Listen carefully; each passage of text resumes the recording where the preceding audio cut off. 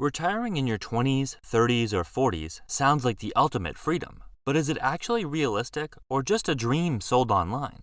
Over the past decade, this idea has exploded in popularity through online communities. From YouTube videos to Reddit threads, podcasts, and personal finance blogs, the FIRE movement, short for Financial Independence Retire Early, has captured a lot of attention. The appeal is easy to understand. More freedom, more time for yourself and the people you care about, less stress. It promises a life free from commutes, deadlines, and endless meetings. But while the concept has gained huge traction, the actual number of people pulling it off remains extremely low. To put this into perspective, imagine scrolling through social media or watching videos where it seems like everyone around your age is financially free, traveling, and doing what they love. It can make you wonder, are they really all pulling this off? But as you'll see, the reality is quite different from what the online highlights suggest. Let's start with the numbers. According to data compiled by the Motley Fool, here's how retirement breaks down by age group in the U.S. Ages 40 to 44, 1% are retired. Ages 45 to 49, 2%. Ages 50 to 54, 6%. Ages 55 to 59, 11%. Then if you take a look at the ones who retire in their 30s, you're looking at below 1%. And even then, it makes you wonder if most of them did it entirely on their own or what their unique advantage was. Just 1 to 2% of people in their 40s are retired. Even stretching it into early 50s, we're still only talking about 6 to 11%.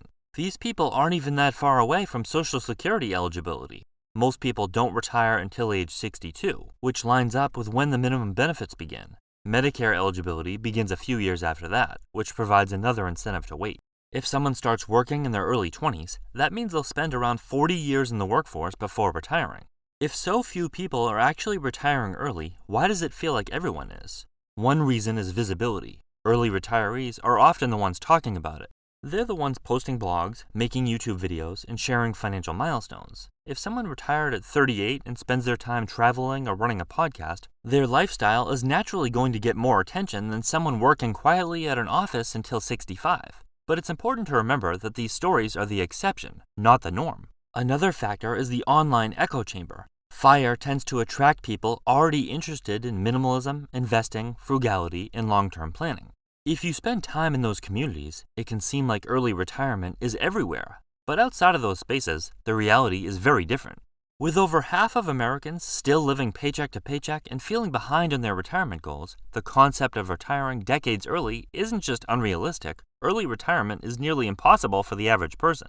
And then there's the fuzziness of what retired even means these days. Some people who say they've retired early still earn money, sometimes a lot of it. They might have quit their 9-to-5 job, but they're doing freelance work, running a business, or creating content online. This kind of semi-retirement is totally valid, and for many people, it's actually the goal, to escape the grind and have more control over their time. But it also makes the definition of retired less clear. Take, for example, someone who leaves their corporate job at 42. They downsize to reduce expenses, and now they make money doing handyman work, substitute teaching, or running an Etsy shop. They've left the traditional workforce, but they're not exactly retired in the classic sense. This version of flexible or part-time retirement is increasingly common. Retirement isn't a full stop anymore. For some, it's about stepping back, not stepping away entirely. Interestingly, early retirement has actually become less common over the past 15 to 20 years. According to the Motley Fool's analysis, retirement rates for people in their 40s and early 50s were higher in the early 2000s than they are today. So even though the FIRE movement has blown up online, fewer people are actually calling it quits early. There are a few reasons why. First, people are living longer, which means retirement can stretch out much further than it used to.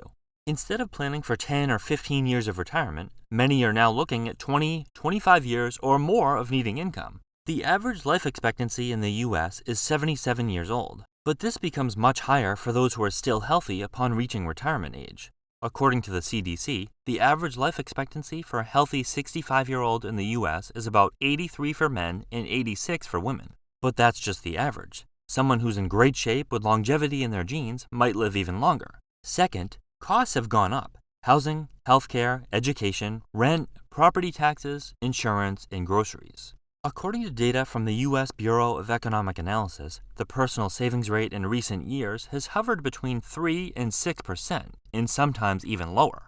That's a far cry from the 20 to 50% savings rate typically needed to pursue early retirement through the FIRE movement. Saving a small percentage might be enough to retire in your 60s with Social Security, but it's not going to cut it if your goal is financial independence in your 40s or 50s. Parents are also helping their adult kids more than ever before. According to a recent survey by Savings.com, about half of parents with adult kids are regularly providing financial support. On average, these parents are contributing nearly $1,500 per month per kid, and this assistance often comes at a personal cost. Nearly half of those surveyed said they made significant sacrifices, which include tapping into savings and postponing retirement to help. Then there's what's known as one more year syndrome. It works like this. Someone sets a retirement goal, say saving $900,000. They reach that milestone, but instead of quitting, they decide to work just one more year. That one more year often leads to another and another.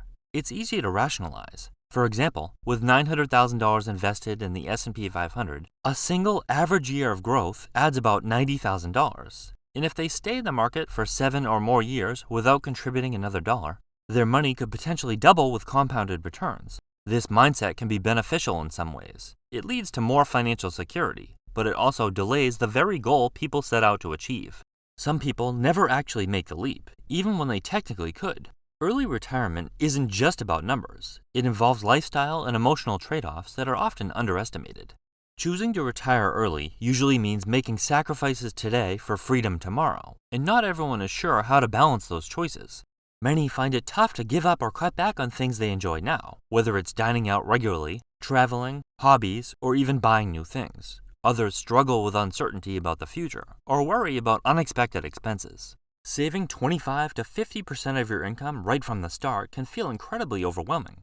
For many people, it's such a huge stretch that their brain almost shuts down in disbelief, thinking, "Are you serious? There's no way I can do that." Even if they could make the numbers work with some strategy, it's the mental hurdle of completely changing how you handle money and lifestyle. That kind of drastic savings goal can feel extremely intimidating, and it's no surprise that most people dismiss it before even considering how it could be done. It's a big ask, and it takes time, patience, and a lot of mental adjustment to get comfortable with that level of commitment. Most people aren't sure how to weigh these emotional costs against the financial benefits. Is the freedom worth the trade-offs? How much sacrifice is too much? There's no one-size-fits-all answer. It's a personal balance that only becomes clear through experience and reflection.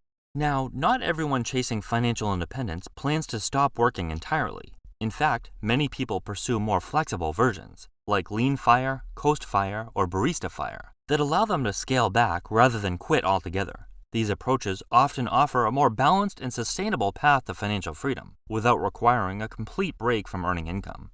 Even with all the challenges, early retirement remains a meaningful goal for many people. It's possible, but it's far from typical. Reaching it is often done with a combination of a high income, disciplined saving, and serious lifestyle sacrifices. And in many cases, those who do succeed have unique advantages, like financial help from family, a large inheritance, access to high-paying jobs, or early exposure to financial education. That's why comparing your situation to theirs can give a distorted picture. Everyone faces a different mix of opportunities and obstacles. Financial independence doesn't have to mean walking away from work completely. It could just mean freedom from debt, a lower stress life, or simply having more choices. Whether that's switching careers, working part-time, or taking time off, those forms of freedom matter just as much. If you're in your 20s, 30s, 40s, or even 50s and still working while steadily saving and investing, you're in a relatively strong position. Retiring in your 60s is still the norm, but anything before that is a huge accomplishment worth being proud of, even if it's not retiring at age 24.